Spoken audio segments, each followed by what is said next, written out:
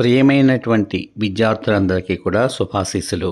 ఈరోజు అన్ని దానాల కన్నా ఏ దానం గొప్పదో తెలియచెప్పేటువంటి శ్రీ చిలకమర్తి లక్ష్మీ నరసింహం గారు రచించిన చక్కని పద్యం భావంతో సహా మీకోసం విందాము. మరి అన్ని దానముల కన్నా ఏ దానం గొప్పదో.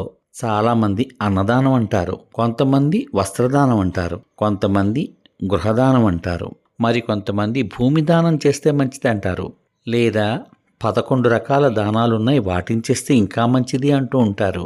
మరి వీటన్నిటిలోనూ ఏ దానం అత్యంత గొప్పదో తెలియచెప్పేటువంటి చక్కని పద్యం మీకోసం.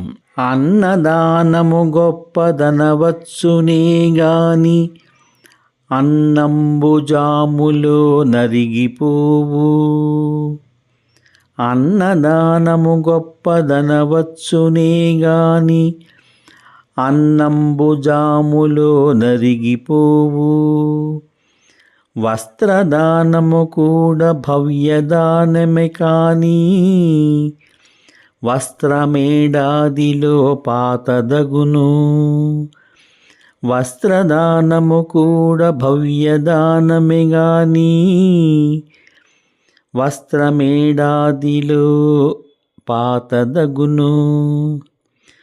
గృహదానమొకటి ఉత్కృష్టదానమే గాని కొంప కొన్నేండ్లలో కూలిపోవు.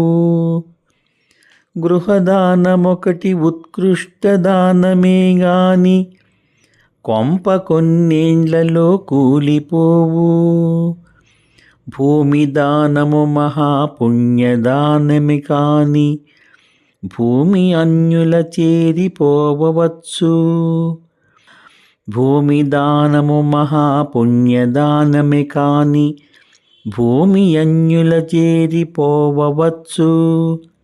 కాని అరిగిపోక ఇంచుక ఏని చిరిగిపోక కూలిపోవక అన్యుల పాలుగాక నిత్యమై వినిర్మలమై నిర్మలమై ఒప్పుచుండు విద్యాదానమొక్కటి జగతి.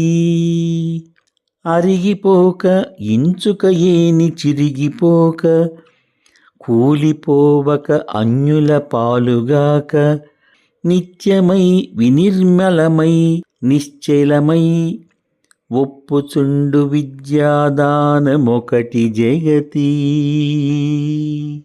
విన్నారు కదా, ఎంత బాగుందో ఈ పద్యం. ఇప్పుడు ఈ పద్యం యొక్క భావం మీకోసం. అన్నదానం గొప్పదే కావచ్చు, కానీ తిన్న అన్నం ఒక జాము తర్వాత అరిగిపోతుంది, జీర్ణమైపోతుందన్నమాట. పోనీ బట్టలు లేని వాళ్ళు బట్టలు కట్టుకుంటారు కదా అని మనం వస్త్రదానం చేస్తాం, అది కూడా మంచి దానమే. కానీ ఆ వస్త్రం ఒక ఏడాది దాటిన తర్వాత పాతదైపోతుంది లేదా చిరిగిపోతుంది కూడా.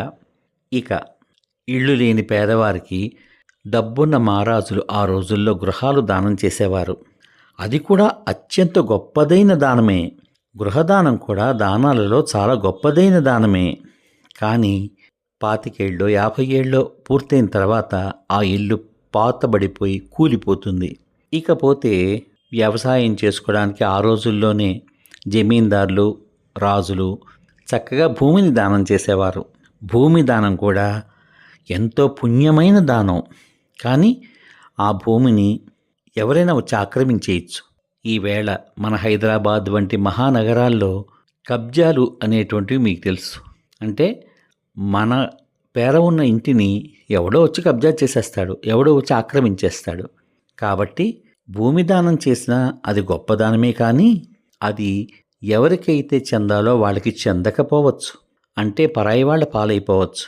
కానీ చివరికి అరిగిపోకుండా, అంటే ఆహారంలా జీర్ణమైపోకుండా, ఇంచుక ఏని చిరిగిపోక కొంచెమైనా చిరిగిపోకుండా, అంటే వస్త్రదానం చేసినప్పుడు వారికి ఇచ్చిన బట్టలు చిరిగిపోకుండా, అలాగే గృహదానం చేసినప్పుడు కూడా ఆ ఇల్లు కొంతకాలానికి కూలిపోతుందని మనం చెప్పుకున్నాం. అలా కూలిపోకుండా భూమి దానం చేసినప్పుడు అది ఎవరైనా ఆక్రమించవచ్చు అని అనుకున్నాం, అంటే పొరల సొమ్ము అయిపోతుంది అని చెప్పుకున్నాం కదా. అలాగా ఇతరుల పాలు కాకుండా ఎల్లప్పుడూ నిత్య సత్యమై నిత్యమై ప్రతిరోజు కూడా వినిర్మలమై ఎంతో నిర్మలమైనదై నిశ్చలమైనదై అంటే ఉదాహరణకి మనిషిని ఎత్తుకుపోయినా పర్వాలేదు, కానీ అతని యొక్క విద్యని ఏ ఒక్కరూ ఎత్తుకుపోలేరు.